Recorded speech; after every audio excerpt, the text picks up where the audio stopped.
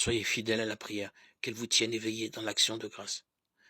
Priez en même temps pour nous, afin que Dieu ouvre la voie à notre parole et que nous annoncions le mystère du Christ, pour lequel je suis en prison. Que je le publie comme je me dois d'en parler.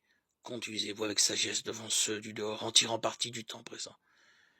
Que votre parole soit toujours bienveillante, pleine de force et de sel, sachant répondre à chacun comme il me faut.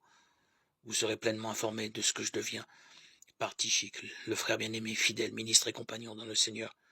Je l'envoie spécialement auprès de vous, afin que vous ayez de mes nouvelles et qu'il vous réconforte le cœur. Ainsi qu'Onésime, le frère fidèle et bien-aimé, qui est chez vous. Ils vous informeront de tout ce qui se passe ici. Vous avez les salutations d'Aristarque, qui est en prison avec moi, et celles de Marc, le cousin de Barnabé. Vous avez reçu les instructions à son sujet. S'il vient chez vous, accueillez-le. Et aussi celles de Jésus dit Justus. Ils sont tous trois juifs d'origine et seuls à travailler avec moi au règne de Dieu. Ils ont été pour moi une consolation.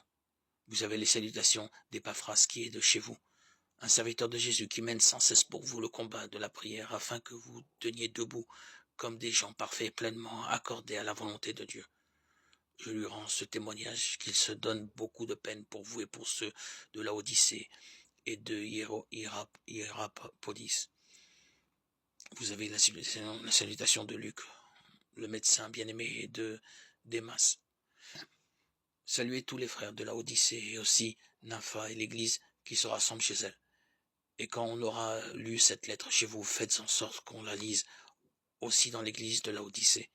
Lisez aussi vous-même celle qui vous viendra de Laodicée. Enfin, dites à Archip, prends garde de bien accomplir le ministère que tu as reçu dans le Seigneur.